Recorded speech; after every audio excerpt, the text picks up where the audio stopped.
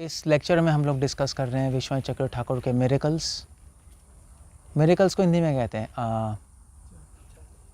जादू मैं नहीं कहना चाहता। मिरेकल्स मतलब उनके जादू तो साधारण भाषा में कह सकते हो उनके जादूगर नहीं है वो विश्वनाथ ठाकुर ने ऐसे काम किए जो कि सुपर नेचुरल है, सुपर नेचुरल कह सकते हो, अप्राकृत लीलाएं ये कह सकते हो। उनका पूरा जीवन ही अप्राकृत है, मगर ये कुछ लीलाएं हैं जो बिल्कुल अप्राकृत में भी अप्राकृत है। ओके, जो ह्यूमन इंटेलिजेंस से बियॉन्ड है, ह्यूमन कंसेप्शन से बियॉन्ड है, मनुष्य की बुद्धि से परे हैं। ओके, सो ऐसी कई लीलाएं हुई हैं विश्वनाथ ठाकुर के जीवन में। तो सबसे पहले जब विश्वनाथ ठाकुर अपने बंगाल में ही थे तो अपने गुरुओं के पास राधा रमन चक्रवर्ती, कृष्णचरण चक्रवर्ती के यहाँ वहाँ पे बैठ के पढ़ रहे थे। तो जब वो सईदाबाद गए तो राधा रमन चक्रवर्ती ने कहा ठीक है मैं तुम्हें पढ़ा सकता हूँ भागवत, मगर उसके लिए तुम्हें भागवत क्योंकि कॉपी लानी पड़ेगी, किताब। अब पहले ज़माने में प्रिंटिंग प्रेस तो होती नहीं थी कि वो किताब खरीद के लिए आएंगे जल्दी से, तो खुद से हाथ से कॉपी करनी पड़ती थी कि उनकी अपनी कॉपी है तो उनको पढ़ने के लिए अपनी कॉपी चाहिए, तो खुद हाथ से कॉपी करके लिखते थे। उसमें 5-6 महीने लग जाते थे। तो विश्वनाथ ठाकुर ने उनकी किताब ली भागवतम और दिन रात लग गए कॉपी करने में, दिन रात लगे रहे। और ऑफ कोर्स उन्होंने अपना तो ऑफ कोर्स सईदाबाद में उनका घर तो था नहीं, तो उन्होंने अलग से एक घर रेंट पे लिया और वहाँ पे उन्होंने अपना छोटा स्कूल भी खोला था पढ़ाने के लिए। और राधा रमन चक्रवर्ती, कृष्णचरण चक्रवर्ती के यहाँ जाकर वो सुनते थे, सीखते थे और रहते थे। जैसे होता है जैसे लोग पढ़ने जाते हैं तो अलग से रूम रेंट पे ले लेते हैं। तो वहाँ पर वो दिन रात लगे रहे भागवतम कॉपी करने के लिए। और एक दिन उनका जो क्या कहते हैं लैंडलॉर्ड कैसे कहेंगे, जो घर का जो मालिक है वो जा रहा था, तो उसने देखा कि विश्वनाथ ठाकुर भागवत कॉपी कर रहे हैं और धूप पड़ रही है आगे पीछे साइड में, मगर उनके ऊपर धूप नहीं आ रही, छाया है। अब और एक बार वो जा रहा था तो बारिश हो रही थी, बारिश आगे पीछे असाए पड़ रही, उनके ऊपर नहीं पड़ रही। वो भागवतम लिखते लिखते समाधि में चले गए। समाधि में श्रीमद् भागवतम लिख रहे थे, ट्रांस में। स्वयं भगवान उनकी रक्षा कर रहे थे, स्वयं भगवान उनके साथ थे कि उनका लिखना बंद ना हो जाए। तो ये एक मिरेकल। फिर लैंड ओनर ने सबको बताया विश्वनाथ ठाकुर ने ऐसे मिरेकल हुआ है, तो विश्वनाथ ठाकुर काफ़ी लज्जित हुए कि ये लोगों को बताया, बट एनीवे अच्छा हुआ बता दिया, आज हमें पता है। और फिर उसके बाद जब वो वृंदावन गए तो वृंदावन में हमें पता है विश्वनाथ ठाकुर ने किताब लिखी है मंत्रार्थ दीपिका।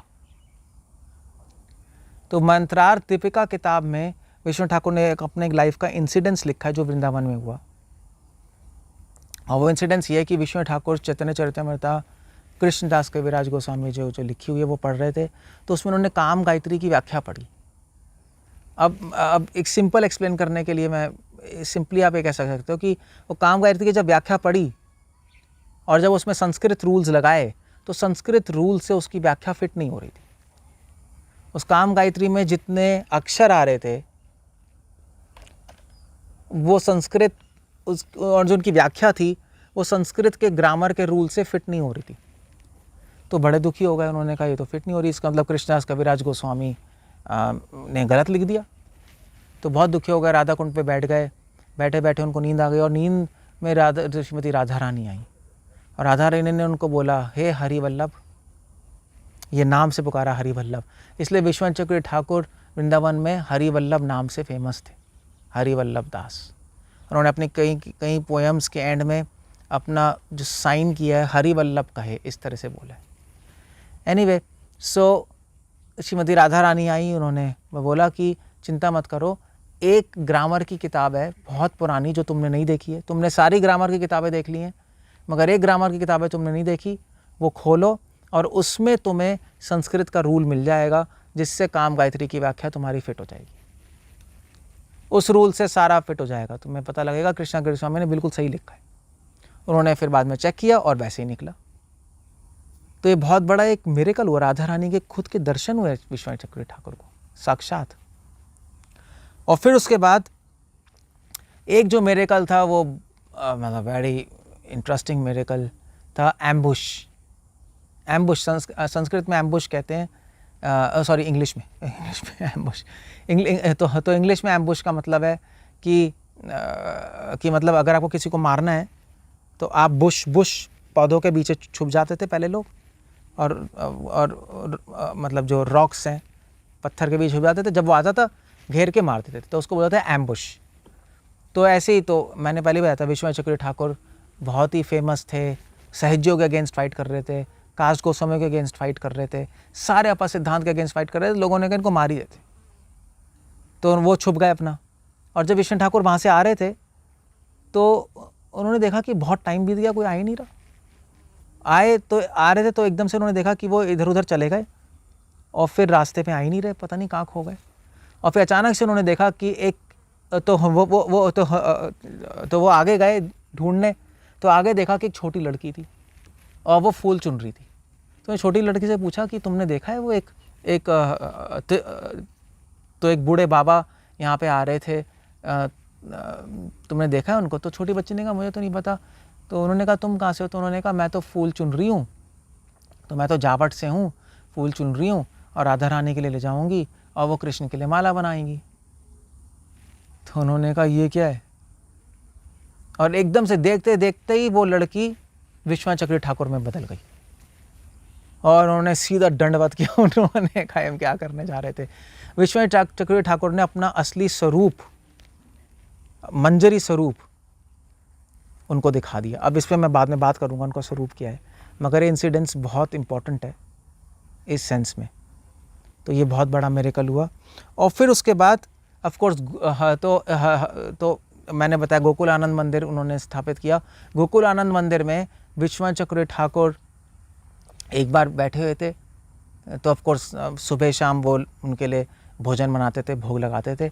तो एक बार सुबह का उन्होंने ब्रेकफास्ट का भोग लगाया और बैठे बैठे वो भगवान गोकुल आनंद के दर्शन कर रहे थे। दर्शन करते करते करते इतने खो गए उनकी सुंदरता में कि भूल ही गए सब कुछ, वहीं बैठे रह गए सुबह से दोपहर तक। और दोपहर हो गई जब उनकी समाधि टूटी तो उन्होंने कहा अरे मैंने तो दोपहर का भोजन ही नहीं बनाया, भोग नहीं लगाया जो राजभोग है, अब क्या होगा। बहुत दुखी हो गए। वो किचन में गए तो ऑलरेडी प्रसाद बना हुआ था, भोग लग के सारे प्रसाद बना हुआ था, भोग लग के वहाँ पड़ा हुआ था। भगवान ने खुद ने अपने लिए बना लिया, अपने आप को भोग लगा लिया गोकुल आनंद जी ने, और विश्वनाथ ठाकुर के लिए प्रसाद भी छोड़ दिया। तो ऐसी कई घटनाएं हुई हैं वहाँ वृंदावन में विश्वनाथ ठाकुर की लाइफ में। बट मैं ये कहना चाहूँगा कि विश्वनाथ चक्रवर्ती ठाकुर का असली मिरेकल, असली जादू ये सब नहीं था। उनका असली जादू था उनकी किताबें और उनका प्रचार। जैसे शीला प्रभुपाद से पूछा था प्रभुपाद के डिसाइपल्स ने कि प्रभुपाद तो कुछ रिपोर्टर्स आए तो उन्होंने कहा प्रभुपाद जी आपको जादू करके दिखाइए, आप तो भारत के संत हैं, साधु हैं, कुछ जादू करेंगे, हवा से सेव कर देंगे तो बहुत अच्छा है। प्रभुपाद ने कहा कि मेरा जादू ये सब है मेरे शिष्य, तुम देख रहे हो इतने सारे मलेच्छ लोगों को मैंने साधु बना दिया। मेरा जादू है मेरी किताबें जिनको पढ़ के लोगों का जीवन बदल गया। तो विश्वनाथ ठाकुर का असली जादू उनकी किताबें हैं जिनको पढ़ के लोग दोबारा से गौड़िया वैष्णव समाज में आए, जिससे सारे अपसिद्धांत कट गए। आज हमारे पास असली जो महाप्रभु का संदेश विश्वनाथ चक्रवर्ती ठाकुर की वजह से, वो नहीं होते तो कुछ भी नहीं होता।